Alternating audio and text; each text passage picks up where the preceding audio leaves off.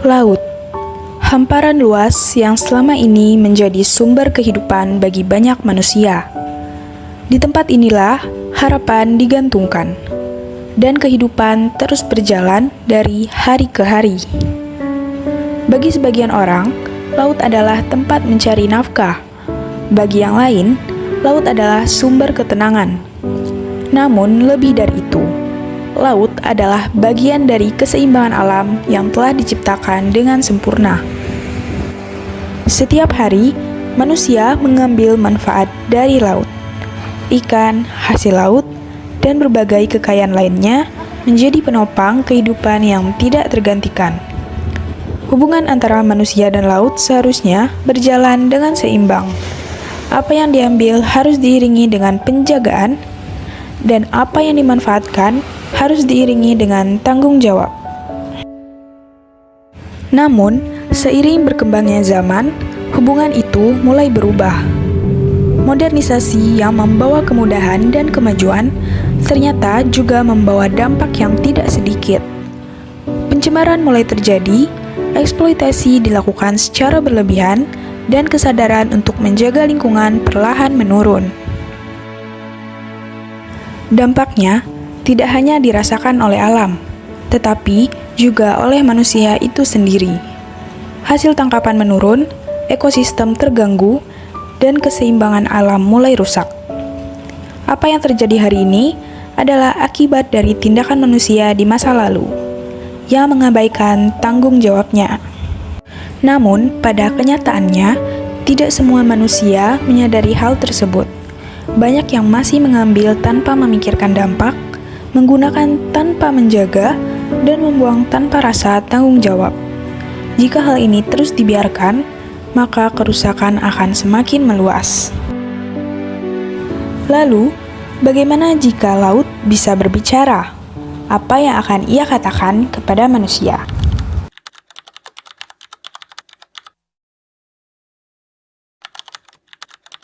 You know that Indonesia is the world's largest archipelago, made up of over 17,000 islands, the most...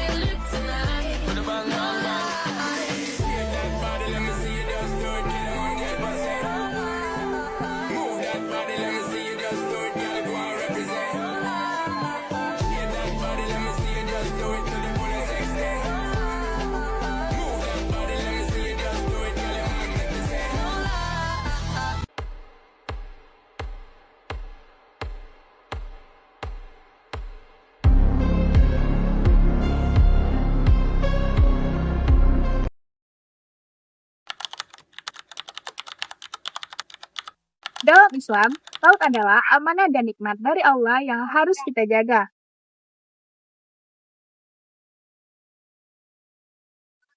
Woi, enaknya. Walaupun hari panas macam ni, tapi ada angin sepoi dari pantai nih. Ditambah es pula nih, segar kayak. Saya bosan tapi ikut di sini terus.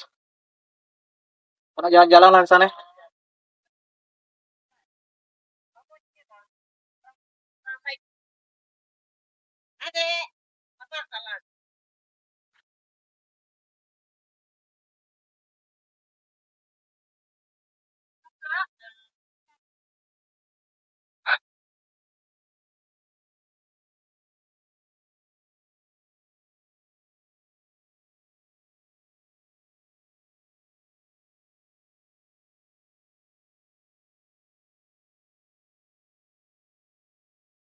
Hai, kau suka ya pemandangan pantai nih? Tuh, es kena habis pula. Mau lah,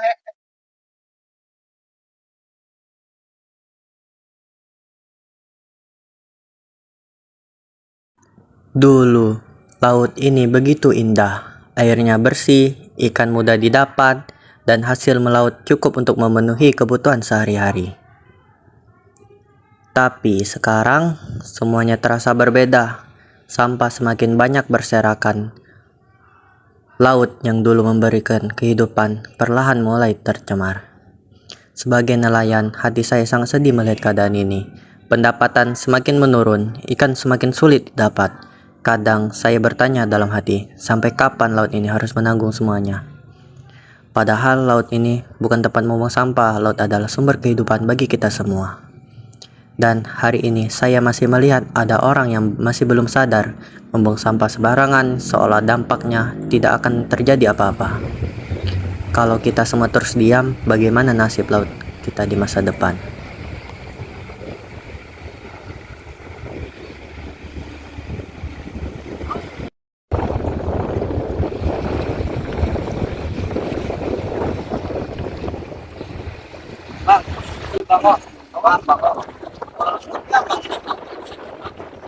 Ngapa bang kalau buang sampah di sini bang?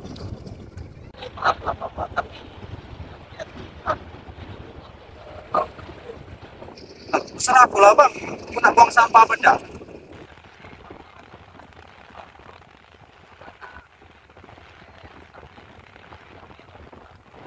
Bang, ini macam itulah bang.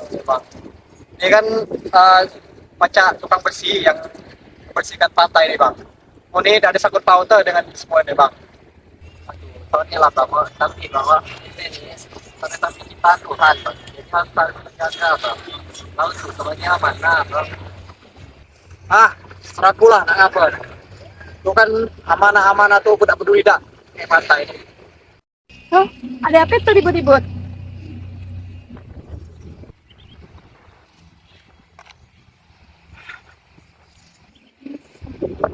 Ada apa nih bang ribut-ribut? Iya nih yuk. Tadi aku tengok dia mau sampah, pergi langsung ke laut. Tuh mati kan baik-baik kan. Aku jelasin, dia tak terima. Bukan apa nih yo? Ini kan tadi tuh aku beli pakai duit sendiri. Jadi hakulah nak buang kemana. Jadi kan di sini kan juga ada pembersih ya. Jadi kok tak perlu lah nak bersih-bersih apalagi di buang sampah di tempat sampah kan. Lah diurus dewek kayak pembersih di sini. Betul lah bang nih. Pantai kita tidak sepi. Coba bang bayangkan macam juga dapat lagi merasakan manfaat dan keindahan pantai ini akibat orang kayak abang yang membuat pantai ini jadi tercemar, jadi kotor. Apa pikirlah baik-baik. Cuman ini pasti anak titik depan. Nah, juga lah gara-gara aku anak cucu tuh Caca nikmati indah pantai Batu Belitung. Yolah bang, alangkah baiknya kita ambil sampah bang tadi lah. Malah bang. Oh.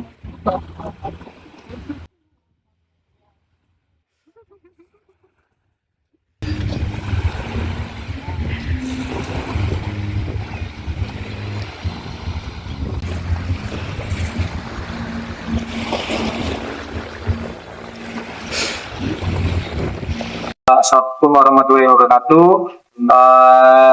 Ini kami sedang dari dan Bapak siapa? Turgoni. Bapak Turgoni tentang laut sebagai amanah. Di sini Pak, saya ingin mengajukan 3 pertanyaan ya Pak. Yaitu yang pertama, bagaimana Islam memandang laut sebagai amanah dari Allah kepada manusia? Assalamualaikum warahmatullahi wabarakatuh. Waalaikumsalam warahmatullahi wabarakatuh. Pertama kita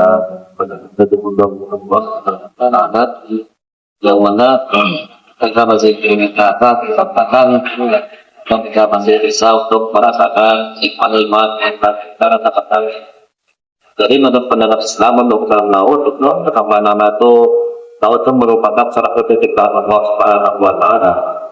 Laut itu suatu perkara yang wajib kita syukuri dan kita jaga dengan baik, kita apa itu dengan tidak mencemarinya, tidak mengotorinya atau memperbuat hal-hal yang bisa merusak masalah kebersihan laut kita. Karena di laut itu juga terdapat beberapa makhluk Allah Subhanahu wa Ta'ala dengan anak mereka juga butuh itu kebersihan, kenahan di sana ya.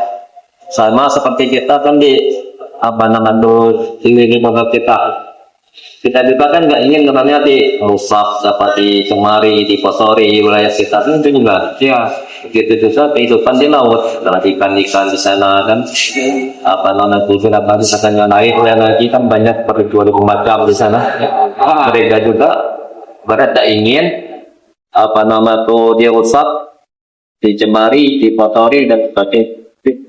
Dan cara kita pun di sana kan kita apa nama tuh kalau ingin menangkap misalnya mengambil hasil di laut itu kita mengambilnya dengan baik jangan sampai kita misalnya pakai racun kayak katanya mau tidak berarti tidak kewajiban kita untuk apa untuk melestarikan dan jaga dan melindungi lah ekosistem kehidupan di laut. Gitu ya. Oke, lanjut ke pertanyaan kedua ya Pak. Yaitu bagaimana cara menumbuhkan kesadaran masyarakat agar menjaga laut sebagai bagian dari ibadah? Mungkin salah satunya supaya apa kita beri masukan lah ke dana kalau kita beban kita dirusak ya apa tadi. Jadi saat kita dirusak, dicemari, dimotori kehidupan kita di lingkungan kita kan marah kan akan apa namanya itu memerotak atau gimana. Nah, begitu juga kehidupan di sana. Jadi supaya kita beri apa namanya itu wawasan kepada mereka bagaimana supaya kita juga untuk menjaga mereka, melindungi mereka, bagaimana kita dilindungi kita di apa namanya itu bersama-sama untuk menjaga lah misalnya jangan sampai kita rusak, kita kotori tadi. Baik teman-teman, sini kami udah mendapatkan satu narasumber. Di sini dengan Bapak siapa? Mas Sani.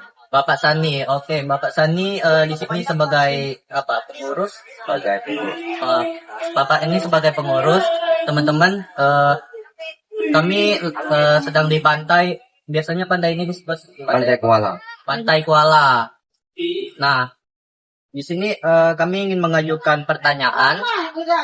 Pertanyaan yang berkaitan dengan pantai, kondisi pantai. Menurut Bapak, apakah lautnya kita lihat hari ini akan tetap sama indahnya saat dilihat oleh anak cucu kita nanti? Hari ini kurang kan, kemarin kan ada tsunami kan, Oh iya. yang pondok banyak yang rubuh kan, agak kurang lah. Apa satu hal kecil yang sudah Bapak lakukan hari ini untuk memastikan laut tetap bersih? Kami ini bagaikan semangat lah kan, bersih, pantai, alhamdulillah bersih. Melakukan kegiatan seperti itu, apa Bapak pernah mengadakan atau dari pun? Kan, kami yang bukan bersih. Oh iya. Kami lah, kadang-kadang ada bantuan dari Beirut, dari mahasiswa nih kan, ya kemarin buat ini kemarin. Ya kebetulan saya ada kan kemarin itu ikut acara bantuan diri. Alhamdulillah. Permisi Bang, dengan saudara siapa? Iya. Ya, Gian. Kami ini dari mahasiswa UBB. Sini kami sedang membuat tugas tentang perairan yang berkaitan dengan sosial. Nah, di sini apakah saya boleh mengajukan pertanyaan kepada saudara? Boleh. Oke. Di sini kan bisa kita lihat tempat ini banyak sampahnya. Terus menurut saudara siapa yang berhak bertanggung jawab atas kondisi laut saat ini? Bertanggung jawab ya. Kayaknya ini lebih tanggung jawab ke Akamsi sekitar sini, lalu ke pengurus pantainya juga sih sekarang. Tapi kembali ke di masing-masing juga untuk menjaga kebersihan masing-masing. Jadi Mas Bapak itu ini semua bukan tentang untuk yang bertanggung jawab itu bukan cuma Akamsi ya, tapi pengunjung-pengunjung juga berhak untuk bertanggung jawab seperti itu. Ya. Gitu ya. Oke. Dan untuk pertanyaan kedua, apa harapan saudara terhadap pemerintahan dan generasi muda untuk menjaga laut di pantai ini? Saya berharap pemerintah lebih peka terhadap lingkungan sekarang, apalagi jembatan sekarang sudah tidak berfungsi lagi ya. Semoga aja diperbaiki di kemudian hari. Baiklah, sekarang kita sudah berada di DKP Pak Halvin. Sebelumnya perkenalkan nama Bapak siapa? Aji. Karena kita sudah bersama Bapak Aji, baiklah Pak, mulai pertanyaannya Pak. Oke. Pertama, bagaimana kondisi perairan di Bangka saat ini akibat modernisasi dan aktivitas industri? Kalau di Bangka Belitung atau khususnya Pangkal Pinang nih? Khususnya di Bangka Belitung. Di Bangka Belitung secara umum lah, anggaplah kita daerah pesisir perairan laut berarti. Ya. Kalau daerah perairan laut khususnya di Pangkal Pinang nih, kalau Pangkal Pinang secara aturan lah, secara aturan itu sebenarnya tidak boleh ada pertambangan. Nah, kalaupun ada tambang, itu pun yang dekat-dekat sini itu kan di daerah Tanjung Bunga tuh. Ya. Tanjung Bunga. Itu memang ada TI dan sebagainya. Kalau kita secara umum memang di Bangka ini pasti daerah laut telah banyak aktivitas penambangan lah. Pastilah. Kalau kita bicara soal kerusakan nih, susah kita menghubungi sesuatu tuh apakah sudah memang benar-benar rusak atau belum. Karena pertama untuk menyatakan suatu daerah itu dinyatakan rusak atau enggak itu pasti harus ada kajian. Nah, secara umum kajian nih yang menyatakan itu rusak tuh memang untuk pesisir tuh mungkin ada ataupun memang mungkin ikalah yang harus meneliti itu gitu. Apakah memang benar akibat dari aktivitas itu telah terjadi kerusakan di daerah pesisir khususnya di Pulau Bangka. Nah, kalau di Belitung secara aturan itu tidak boleh ada tambang laut. Jadi memang kalau di Belitung itu kawasannya diperuntukkan untuk pariwisata. Jadi memang secara aturan atau fakta yang ada di lapangan nih. Karena bukan di situ. Kalau secara aturan memang untuk di Belitung itu tidak boleh terjadi penambangan di daerah laut. Nah, harusnya kalau itu tidak ada berarti ya aman-aman baik itu lautnya. Beda kalau kita di Bangka nih kan yang memang istilah itu terdampak dari aktivitas pertambangan itu sendiri. Memang ada dampak terhadap nelayan. Biasanya terhadap nelayan, terhadap zona tangkap ikan biasanya. Namun untuk nelayan-nelayan yang di kita pun itu sebenarnya zona tangkap itu sudah jauh. Bukan daerah-daerah yang banyak ponton sebenarnya. Tuh. Jadi kalau kita bahas rusak atau enggak, itu kondisi perairan kita itu kalau untuk aktivitas normal ya masih bisa. Kayak kawan-kawan untuk mancing dan sebagainya itu juga masih bisa. Nah, terkait aktivitas sebagainya, kalau kita hubungkan secara agama lah, memang kan kita ini sebagai manusia tuh sebagai apa ya katanya? Khalifah lah di muka bumi. Memang harus menjaga lingkungan dan sebagainya. Nah, semua perusahaan yang berizin itu pasti secara aturan mereka harus memenuhi beberapa hal. Salah satunya adalah menjaga lingkungan dan peralatan-peralatan yang digunakan tuh sesuai SOP lah. Biasanya untuk bekerja sama dengan PT Timah untuk menjadi kapal riset dan kapal keruk tuh pasti mereka punya namanya K3LH lah. Jadi lingkungan hidup itu tetap harus terjaga. Nah, untuk nelayan-nelayan yang mungkin terdampak, biasanya ada kompensasi dari perusahaan. Jadi misalnya berapa sih keuntungan nelayan biasanya per bulan tuh akibat dari itu bisa menurun. Nah, mereka beri kompensasi biasanya ke nelayan. Ada uang kompensasi lah. Uang, beras segala macam biasanya ada kompensasi. Jadi walaupun ada nelayan terdampak, ya mereka tetap bisa hidup. Itu sih kalau yang pertama. Dampak itu pasti ada. Selanjutnya, apa saja bentuk krisis sosial dan ekologis yang paling terlihat di wilayah pesisir Bangka? Kalau krisis sosial kita ambil contoh lah di Beriga. Di Beriga ini kan ada orang yang ingin nambang, tapi masyarakat tidak setuju nih. Nah, apa yang terjadi? Terjadi benturan kan. Nah, ketika terjadi benturan itu kan masyarakat protes. Nah, bentuk protes itu kan bisa demo, bisa terjadi hal-hal yang di luar kendali, bisa terjadi sikap anarkisme dan sebagainya lah, karena nah hal-hal ini kan pasti bertentangan dengan agama kita gitu, bahwa kita itu harus menjaga kedamaian di muka bumi, benar tak? Nah, cuman aktivitas yang dilakukan orang nih, pertama secara Islam ketika kita berkunjung ke rumah orang itu pasti harus mengucapkan salam dan sebagainya lah. Nah, membangun hubungan baik lah. Cuman kan orang-orang yang beberapa oknum nih kan, ya tiba-tiba ingin masukin kontrol, ingin masukin sebagainya. Nah, masyarakat kan udah setuju nih. Nah, apa yang harus dilakukan gitu. Nah, itu tugasnya pemimpin dan sebagainya. Kalau orang udah setuju, dan mungkin kita paksakan kan. Yeah. Nah, kembali lagi itu kalau dampak sosial sih. apa yang ditakutkan? Kerusuhan. Kalau terjadi kerusuhan, kita tidak tahu pasti orang ada yang terluka. Kita jangan sampai innalillahi lah atau astagfirullah itu jangan sampai terjadi pembunuhan. Kita kan tidak tahu nih. Masyarakat tidak setuju, tiba-tiba anarkisme terjadi, kita kan tidak tahu dampak yang akan terjadi itu. Nah, itu kalau dampak dari sisi sosial, kita ambil contoh itu baik. Karena barulah sebulan yang lalu, beberapa minggu yang lalu tuh diusir. Orang yang nambang di situ tuh lah datang diusir gitu. Nah, kalau terus terjadi kan masyarakatnya kan, walaupun secara Islam itu masa baru zakirlah, jadi orang yang sabar, karena lah. Cuman kita ini kan kesabarannya katanya harus ada batas, cuman kan itulah susah. Nah, kalau dampak ekologis ya banyak. Pertama, ya mungkin beberapa terumbu karang tuh ada yang mati. Terus ada dampak biasanya laut kita itu biasanya berlumpur dan sebagainya. Terus apa namanya lubang-lubang camir di tengah laut kan kita tidak tahu nih. Itu kan dampak-dampak ekologis sebenarnya. Terus lainnya zona tangkap sih yang lebih jauh. Biasanya itu sih kalau dampak-dampak ekologis. Cuman kan kalau dari PT Timah sendiri mereka sudah melakukan namanya reklamasi.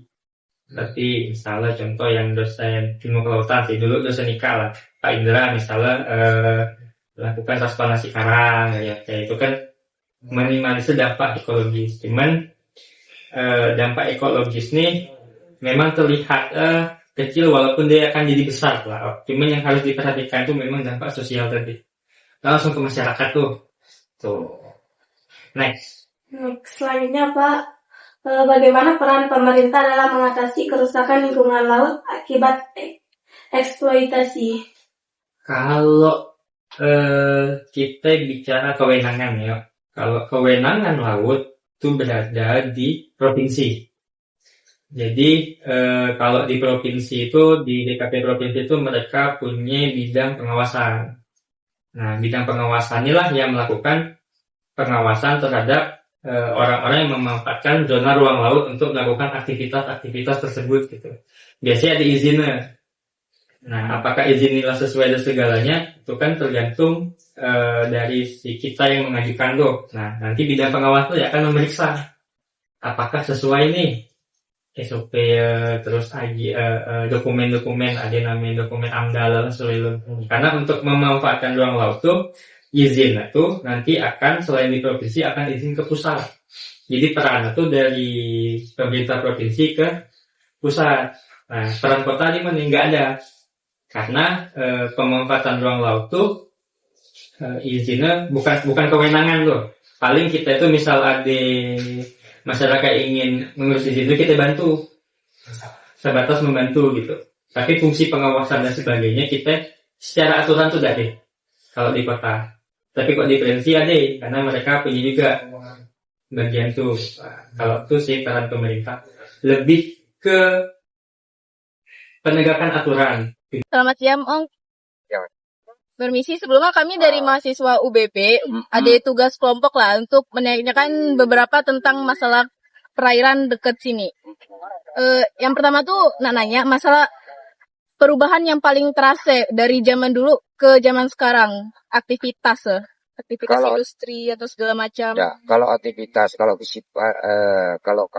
istilahnya memang dia nelayan ya kan. Cuma beda lah tangkap. Karena kapasitas kalau nelayan tengah tuh beda sistem jaringnya kan. Jadi mereka tuh lebih banyak hasil daripada ketimbang kami istilah nelayan pesisir. Kalau kami ini kan beda ke nelayan tengah. Itu. Ada bentrok-bentrok enggak misal masalah yang alat penangkapan? Kalau yang sampai sekarang dari dulu sampai sekarang nih arti saling ngerti lah posisi kan antara nelayan tengah dan nelayan pinggir nih artinya lah sepakat. Arti jangan saling ganggu. Cuma dulu memang ada dulu kan. Aku bilang dari awal kemarin ada kapal keluar datang ke sini habis terumbu karang. Setelah itu udah aman. Oh ini merokok ya. Dampak kerusakan laut terhadap kehidupan ekonomi dan sosial di masyarakat ini apa ya Om kira-kira? mendampak tuh biasa faktor anu lah, faktor cuaca. Faktor cuaca dan gejala badai dan hasil yang lain lah, artinya penangkapan juga tidak segitu kayak yang dulu kan. Berarti kalau hujan tuh lebih sedikit gitu pemasukan pendapatan. Mungkin kayak gitulah, tergantung alam lah inti ya. Misal cuaca seperti itu kan, angin kencang apa segala macam, badai. Kalau hasil tangkapan yang dulu kayak sekarang tuh beda dah? Oh, jauh beda. Kalau dulu mungkin kita di agak pesisir agak lumayan. Sekarang nih semakin jauh ke sini kan, tergantung bahan bakar kalau ini kan. Kalau bahan bakar banyak, tergantung juga hasil. Karena rezeki lah inti ya. Kata kayak itulah. Menurut Bapak nih, yang paling bertanggung jawab atas kondisi laut saat ini tuh menurut Bapak siapa? Ya pemerintah lah intinya kan. Pemerintah artinya jangan aparat memandang lewat media lewat HP, masa pantau nelayan kesehatan nelayan itu gimana misalkan dengan ada wacana seperti itu misalnya. Kalau menurut kami itulah harapan pemerintah yang melihat keadaan kami ini kan seperti apa. Kira-kira kami ini namanya nelayan ada dari hasil tuh kayak perahu kayak ini dibikin. Jadi dengan hasil juga ibarat kecil kayak itulah inti ya. Banyak kecil dengan hasil itulah. Karena hasil tuh minim itu. Kalau waktu hasil minim dulu tuh maksudnya ada enggak kayak kelompok-kelompok nelayan yang kayak misalnya protes ke Badan Perikanan? Ya pastilah per kelompok pasti ada yang ngaju masuk kami kan. Biasa ngaju ke Dinas Perikanan, Dinas Kelautan. Itu ditangkap enggak? Ya kebanyakan sih ditangkap tapi malum lah tetap proses lah.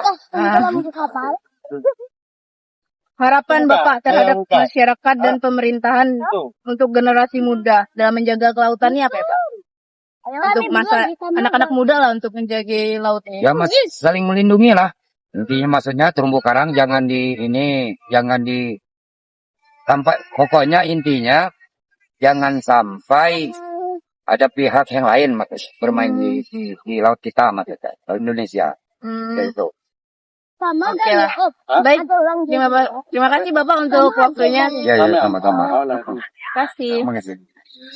Oke teman-teman, di sini kami sudah menemukan narasumber selanjutnya dengan Abang siapa? Iqbal. Dengan Bang Iqbal. Di sini langsung saja ke pertanyaannya, Bang.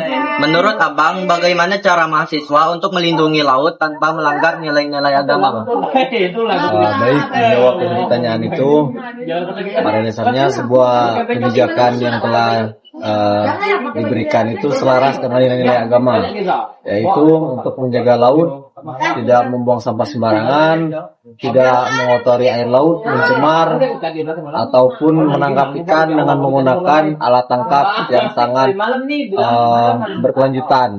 Artinya semua nilai-nilai yang telah ada dalam ajaran agama harus dipraktekkan dalam menjaga laut. Jadi peran mahasiswa dalam menjaga laut yaitu seperti yang saya katakan tadi. Terima kasih. Oke teman-teman, di sini kami sudah mendapatkan narasumber selanjutnya. Di sini dengan Abang siapa, Bang? Firdaus. Oke, di sini dengan Abang Firdaus. Langsung saja ke pertanyaannya ya, Bang. Menurut Abang, bagaimana cara mahasiswa untuk melindungi laut tanpa melanggar nilai-nilai agama, Bang? Kalau kita sebagai mahasiswa itu harus mahasiswa MSP ya. Ya. Mahasiswa itu harus menjaga laut, terutama untuk menjaga ekosistem di sekitar laut, terutama mangrove. Dan kalau nilai agama ini kita harus membatasi penangkapan berlebihan. Nah, karena kalau kita melakukan penangkapan ikan berlebihan itu termasuk keserakahan dan itu sangat melanggar nilai agama. Oke. Sudah cukup, Bang? Oke, terima kasih dengan jawaban dari Abang.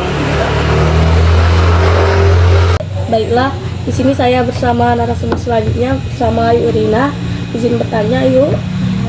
Apa dampak jika manusia tidak menjaga amanah laut dengan baik?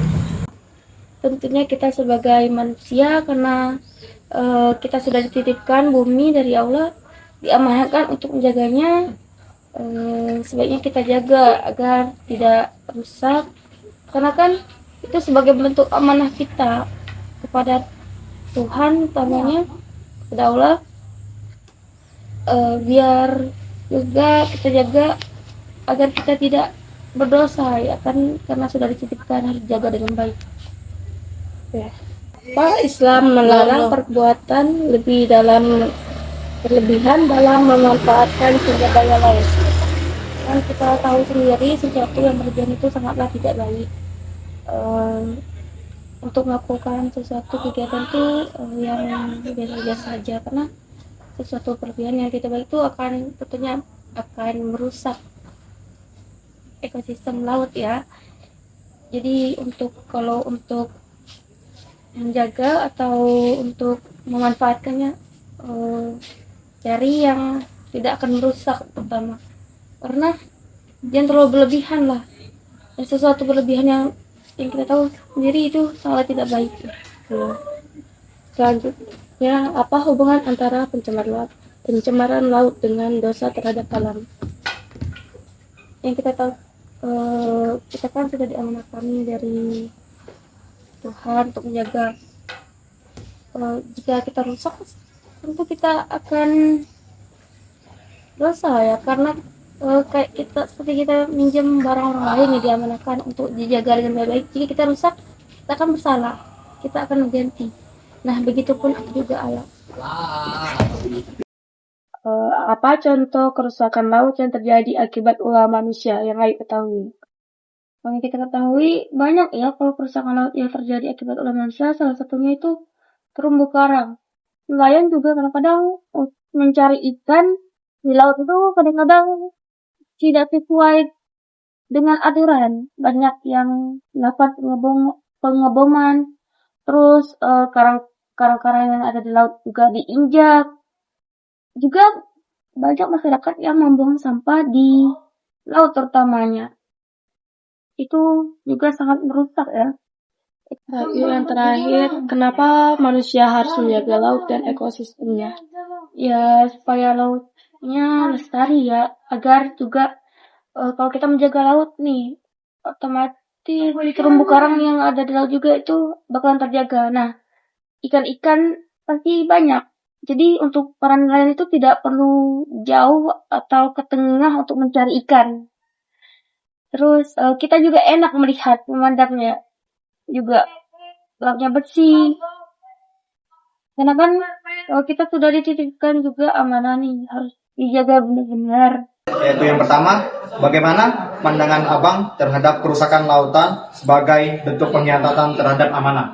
Oke, untuk sekarang ini masih banyak oknum-oknum nelayan atau oknum-oknum penangkapan ikan yang masih menggunakan alat yang ilegal seperti bom dan lain-lain sebagainya. Pendapat saya itu sangat egois dan tidak berpikir panjang lah untuk keberlanjutan. Iya. Itu sangat tidak baik untuk masa depan. Jadi seperti tidak manusiawi ya Bang? Iya. Oke. Lanjut yang kedua, yaitu langkah apa yang paling utama dilakukan agar amanah laut ini tetap terjaga untuk generasi mendatang? Oke, sebagai akademisi kita harus melakukan rehabilitasi dengan metode-metode yang sudah ada dan mengembangkan metode itu, dan setelah itu kita juga harus mengajarkannya kepada orang yang belum tahu. Bagaimana pandangan Ayu terhadap kerusakan laut sebagai bentuk pengkhianatan terhadap amanah? Pandangan Ayu terhadap kerusakan laut yang sebagai bentuk pengkhianatan dari amanah yang diberikan kepada kita sebagai umat beragama. Mungkin dari Ayu sendiri, Ayu sedih karena melihat laut yang ada di sekitar kita itu udah tercemari baik oleh sampah plastik, terus oleh tambang, terus tumpahan minyak dan lain sebagainya. Nah, ketika laut itu sudah tercemari dan amanah itu udah rusak, kita udah gak bisa lagi buat memanfaatkannya seoptimal mungkin seperti sebelumnya. Lanjut yang kedua, langkah apa yang paling utama dilakukan agar amanah laut ini tetap terjaga untuk generasi mendatang? Mungkin untuk langkah apa yang bisa kita lakukan, mungkin dari Ayu sendiri, dari diri sendiri. Karena kan semua itu dimulai dari hal kecil, dari diri kita sendiri. Mungkin dengan menjaga tidak membuang sampah sembarangan, terus dengan kita memahami dan mengerti bagaimana cara misal populasi ikan. Populasi ikan kan ada tata cara aturan tangkapnya. Mungkin itu saja. Terima kasih. Pada Bang Egy, kita langsung saja Bang Egy ya. Yang pertama pertanyaannya, bagaimana pandangan Abang terhadap kerusakan laut sebagai bentuk pengkhianatan terhadap amanah? Kalau ditanya tentang kerusakan laut yang terbilang sebagai bentuk pengkhianatan terhadap amanah, itu memang sangat valid ya kan. Dikarenakan kita sebagai manusia juga diperintahkan ketika kita diperintahkan harus menjaga dan mengelola sumber daya yang ada di dunia ini, menggunakannya sebaik mungkin. Jadi ketika ada perusakan seperti itu, tentunya itu kita sudah melanggar aturan dari Allah yang ditentukan sendiri, yang dimana itu pastinya dapat merugikan banyak pihak lah, seperti merugikan berbagai bidang seperti bidang sosial, bidang ekologi, dan juga sangat merugikan di bidang ekonomi. Karena seperti di bidang ekonomi, ketika kerusakan ekosistem laut itu terjadi, maka pendapatan masyarakat sekitar yang berprofesi sebagai nelayan akan menurun, sehingga mereka yang awalnya melaut di jarak dekat biasanya kan mereka harus menempuh jarak yang lebih jauh lagi untuk meningkatkan hasil tangkapan. Nah, di situ segala biaya seperti modal dan bahan bakar pasti meningkat. Nah, di situ banyak selisih sehingga modal yang hasil yang didapatkan tidak jauh dengan modal yang dikeluarkan. Di situ sangat merugikan dari segi ekonomi. Kemudian dari segi ekologi juga itu sangat merugikan terhadap biota-biota yang ada di laut seperti karena mereka itu membentuk suatu ekosistem. Jadi ketika salah satu dari mereka ini terganggu, maka keseimbangan yang ada di ekosistem tersebut bakal rusak, terpecah juga, karena masing-masing dari mereka juga pasti memiliki peran penting dalam ekosistem tersebut. Lanjut ke pertanyaan yang kedua, yaitu langkah apa yang paling utama dilakukan agar amanah laut ini tetap terjaga untuk generasi mendatang? Untuk generasi mendatang, langkah mungkin yang bisa kita mulai dari diri kita sendiri. Kita sebagai mahasiswa itu bisa mencari lebih tahu tentang bagaimana pengelolaan sumber daya laut yang baik, agar kita sebagai mahasiswa bisa juga mengedukasi ke masyarakat, ke generasi yang akan datang, agar mereka tahu bagaimana sih mengelola sumber daya laut ini, agar ketersediaannya itu ada terus berkelanjutan. Nah, di situ bisa kita mulai dari diri kita sendiri. Oke, mungkin seperti itu ya teman-teman jawaban dari Bang Egy. Terima kasih kepada Bang Egy. Saya akhiri. Assalamualaikum warahmatullahi wabarakatuh. Waalaikumsalam warahmatullahi wabarakatuh. Allah Subhanahu wa Ta'ala menciptakan laut dengan segala keindahan dan manfaatnya, bukan untuk dirusak, tetapi untuk dijaga. Laut adalah amanah yang dititipkan kepada manusia agar manusia bijak dalam menggunakannya, baik bermanfaat maupun bertanggung jawab. Dalam manajemen sumber daya perairan, kami belajar bahwa menjaga ekosistem perairan bukan hanya tentang ilmu pengetahuan, tetapi tentang kepedulian dan nilai keimanan. Karena ketika manusia menjaga laut, sesungguhnya manusia juga sedang menjaga kehidupan, keseimbangan alam, dan bentuk rasa syukur kepada Sang Pencipta. Dengan hal kecil, tidak membuang sampah sembarangan di pantai, bisa menjaga ekosistem pesisir, dan mengurangi penggunaan sampah plastik. Dan ini merupakan langkah awal dalam perubahan yang besar, karena menjaga laut bukanlah tindakan yang besar, tetapi kepedulian sesama yang dilakukan terus-menerus, lalu memberikan kehidupan yang layak bagi makhluk lainnya. Maka dari itu, sudah seharusnya kita belajar menjaga, bukan merusak. Sebab, yang terjadi hari ini adalah akan terjadi di masa depan, bagaimana kehidupan nantinya. dan laut adalah amanah yang harus kita jaga. Dari video dokumenter yang telah kami produksi, kami harap kita semua sadar untuk menjaga laut dan tidak membuang sampah ke laut, maupun perairan lainnya. Terutama perairan laut yang ada di Kepulauan Bangka Belitung ini.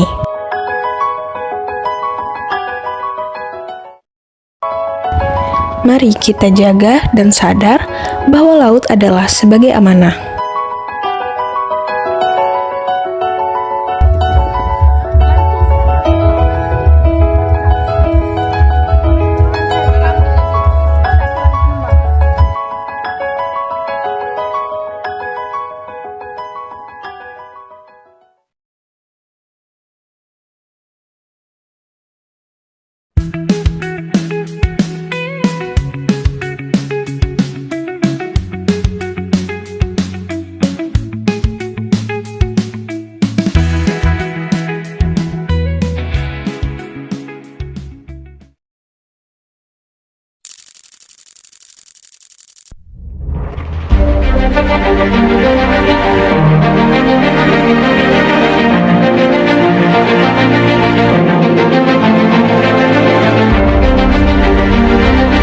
Dampak sampah yang tidak dikelola dengan baik dapat mencemari tanah, air, dan udara, menimbulkan bau, memicu banjir, jadi sarang penyakit, merusak ekosistem, mengganggu kesehatan, serta memperparah pemanasan global.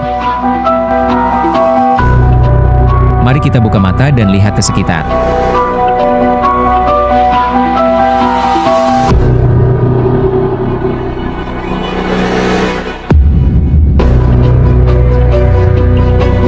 Jadi, ayo kita kelola sampah mulai dari rumah. Pisahkan sampah organik, anorganik, dan B3 agar bisa dimanfaatkan lagi. Ayo kita berubah. Ingat, bumi ini rumah kita bersama.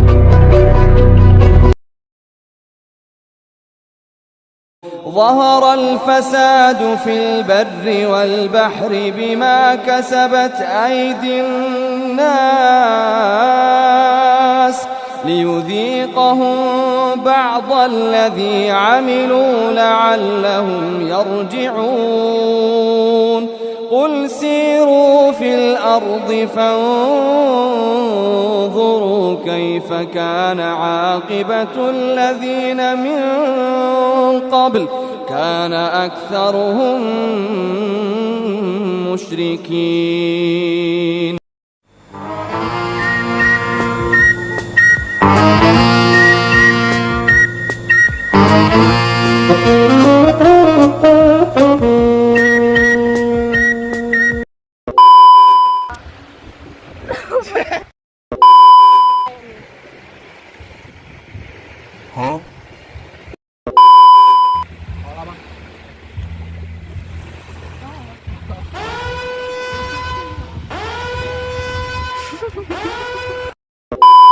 Pantai juga apa? Rame ya, tidak ada sana.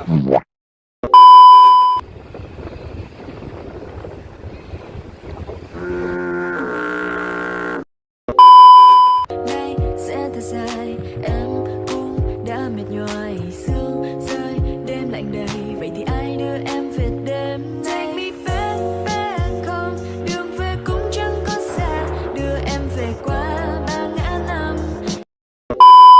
Saling menjaga, Pak. Laut itu sebagai amanah. Kita balik, Cok. Laut. Lalaret, kelihatan sampah laut.